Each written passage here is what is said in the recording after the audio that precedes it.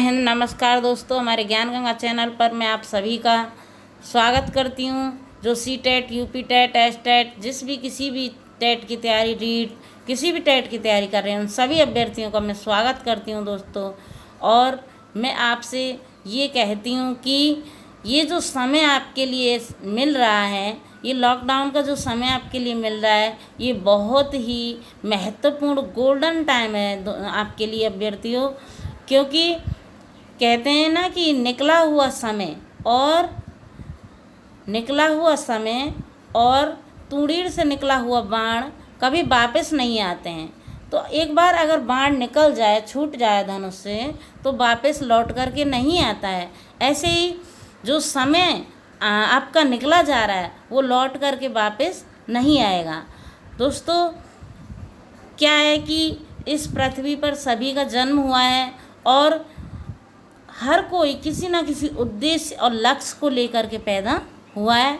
तो आप सबका लक्ष्य है कि आप एक सरकारी अध्यापक बने और सरकारी अध्यापिका बने। जो बहन भाई हैं, सपने हैं सभी के अपने अपने। तो सभी को अपना लक्ष्य प्राप्त करने के लिए समय का सदुपयोग करना चाहिए और अपनी तैयारी को जी जान लगा करके करना है। आपको अपने हाथों से स्वयं के बनाए हुए नोट्स बनाएं आप, और अपनी तैयारी को जितना आपसे बन सके आप करें। क्योंकि ज़िंदगी में अगर आप कुछ हासिल करना चाहते हैं, अपनी पहचान बनाना चाहते हैं, तो आपको मेहनत करनी पड़ेगी। और मेहनत से आप जी नहीं चुरा सकते, मेहनत तो आपको ही करनी पड़ेगी। तो अगर आपको हमारे ज्ञान गंगा चैनल से कुछ भी ज्ञान मिलता है और आपकी तैयारी में अगर हम कुछ भी हमारा योगदान है, तो आप इस चैनल को सब्सक्राइब कर लेना, जिससे कि आपकी मेहनत को चार चांद लग सकें और आपको भी हम मोटिवेट कर सकें। और जितनी हमारी क्लास हमसे आपकी सेवा में बन पा रही हैं, हम दे रहे हैं। तो आज हम हिंदी भाषा शिक्षण के कुछ परीक्षा पॉइंट लेके आए हैं। जो परीक्षा पॉइंटर हैं, ऐसे हिंदी के कुछ रचनाकार और हिंदी के भाषा और शिक्षण से संबंधित लेकर के प्रश्न आए हैं। तो रचनाकारों को देखेंगे हम। हिंदी का उद्भव विकास में जो रचनाकार हैं हमारे, उन्हीं को हम स्टार्ट करते हैं। आज का पहला हमारा प्रश्न है कि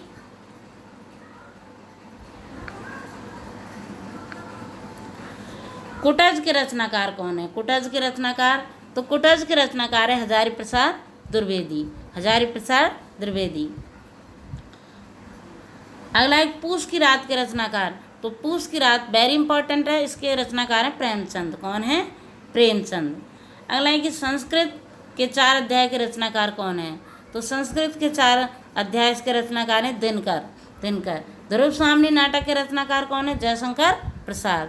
वेरी इंपॉर्टेंट हैं। और आप हमें अपने प्यारे प्यारे कमेंटों के माध्यम से हमें बताना कि आज के जो रचनाकार के प्रश्न हैं, ये आपको कैसे लगे।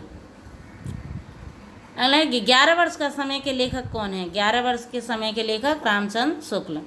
अगला है कि दशरथ सुनते हूँ लोक बखाना, राम नाम का मरम है आना। पंक्ति है, ये किसकी पंक्ति है? दशरथ सुनते हूँ लोक बखाना, राम नाम का मरम है आना। पंक्ति किसकी है? कबीरदास की। किसकी है? कबीरदास की। अगला है कि संतन कहाँ सीकरी सो काम पंक्ति है। तो ये संतन कहाँ सीकरी सो काम, ये पंक्ति है कुम्भन दास की। किसकी है? कुम्भन दास की। तो अभ्यर्थियों में एक बात और कहना चाहूँगी कि जब तक आपको लक्ष्य प्राप्त ना हो जाए, आप अपने लक्ष्य को प्राप्त न कर लें, तब तक आपको विश्राम नहीं करना है। यानी कि आपके लिए कोई भी सुख सुविधा है, वो आप ये समझो कि हमारे लिए व्यर्थ है, जब तक आप अपना लक्ष्य प्राप्त नहीं कर लेते हैं। क्योंकि एक आप एग्जाम्पल के माध्यम से समझ सकते हैं। जब हनुमान जी ने जिस समय काल नेमी ने उनको रास्ते में रोका था, तो हनुमान जी से कहा था कि आप थोड़ा तनिक विश्राम कीजिए, आप थक गए हैं। तो हनुमान जी ने एक बात कही थी, वो बात मुझे बहुत ही अच्छी लगती है और आशा करती हूँ आपको भी अच्छी लगेगी, कि राम काज कीने बिना मोह कहाँ विश्राम। अर्थात जब तक मैं राम जी का कार्य पूरा नहीं कर लेता हूँ, मुझे विश्राम नहीं है, या मेरा विश्राम हराम है। तो यही बात मैं आपसे कहना चाहती हूँ कि जब तक आप अपना एक सरकारी विद्यालय में सरकारी सीट सुनिश्चित न कर लें तब तक आपको विश्राम नहीं करना है, सुख सुविधाओं पर ध्यान नहीं देना है। अगर ज़िंदगी भर आपको अपना नाम रोशन करना है और सुख सुविधाओं को मतलब आपको प्राप्त करना है तो एक लक्ष्य आपको प्राप्त करना होगा, फिर सारी ज़िंदगी आप कुछ भी करना वो आपकी मर्जी है।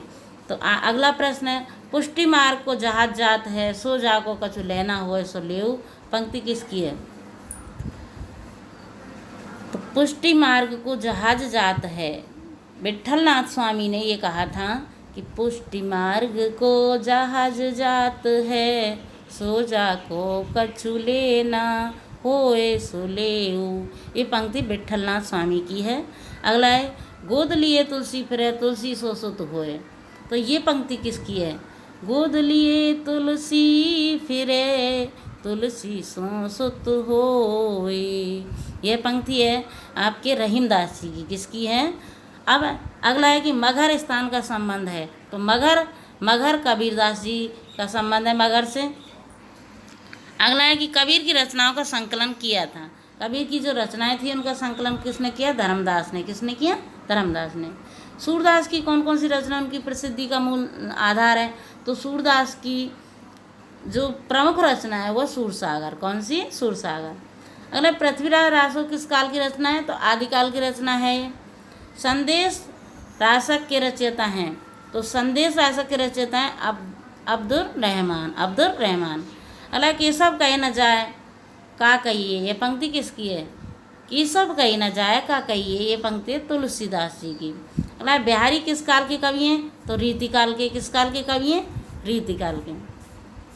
अगला है, आनंद कादम्बनी के संपादक कौन थे? बद्रीनारायण चौधरी।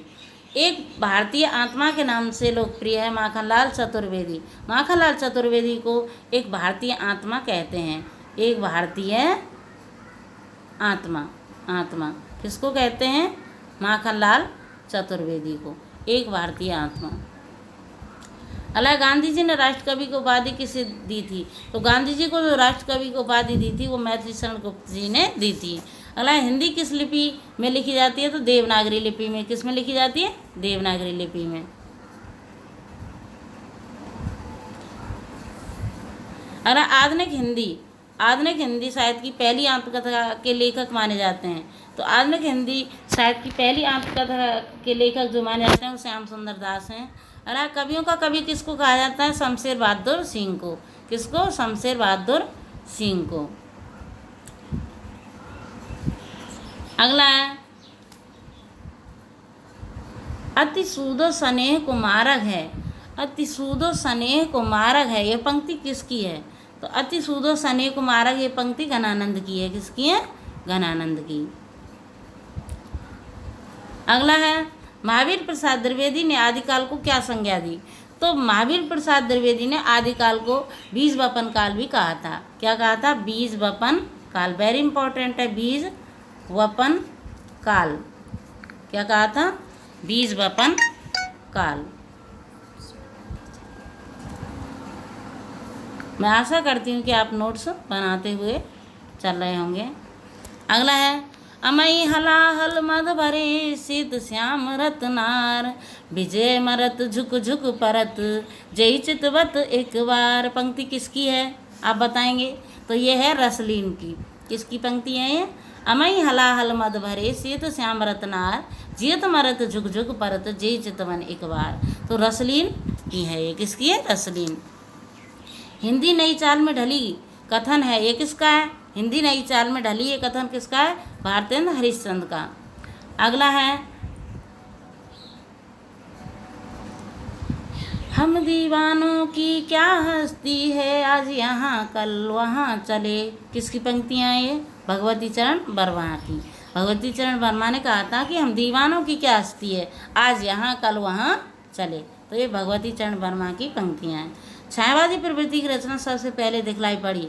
तो मुकुटधर पांडे की रचनाओं में छायावादी प्रवृत्ति की रचना सबसे पहले दिखाई पड़ी।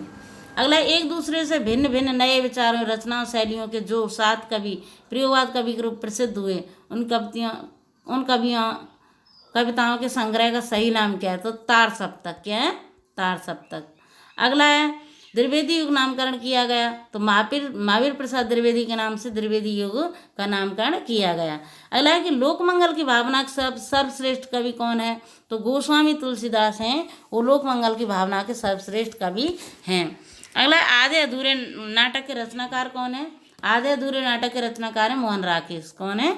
मोहन राकेश। अगला भूषण किस काल के कवि हैं? तो भूषण है वो रीतिकाल के कवि हैं। किसके? रीतिकाल के। विनय पत्रिका की भाषा क्या है? तो विनय पत्रिका की भाषा है ब्रज भाषा। कौन सी है? ब्रज भाषा। अगला आदिकाल में पहेलियाँ लिखने वाले कवि कौन थे? तो आदिकाल में पहेलियाँ लिखने वाले जो कवि थे वो कौन थे? खुसरो। कौन थे? खुसरो। अगला है दुल्हन गाओ मंगलाचार मोर घर आया आज राजा राम भरतार। ये पंक्तियाँ किसकी हैं? तो इस पर अक्सर अभ्यर्थी क्या है कि मात खा जाते हैं, सोचते हैं तुलसीदास जी ने मतलब रामायण विनय पत्रिका सभी लिखी हैं तो उन्हीं की होंगी, लेकिन ये तुलसीदास जी की ना हो करके और ये कबीरदास जी की हैं। तो कबीरदास जी ने क्या कहा है कि दुल्हन गावो मंगलाचार मोर घर आए राजा राम भरतार। तो ये पंक्तियाँ तुलसीदास जी की ना हो करके कबीरदास जी की हैं, ध्यान रखना है इस बात को। अगला आदिकाल के वीरगाथा काल नाम दिए हैं, तो आदिकाल को वीरगाथा काल का नाम जो देने वाले हैं वो हैं आचार्य रामचंद्र शुक्ल।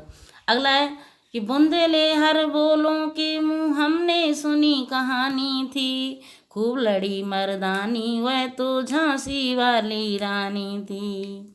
तो ये प्रस्तुत पंक्तियों के रचयिता कौन है? तो इसके रचयिता है सुभद्रा कुमारी चौहान। सुभद्रा कुमारी चौहान। अगला है हिंदी दिवस कब मनाया जाता है? तो हिंदी दिवस 14 सितंबर को मनाया जाता है। कब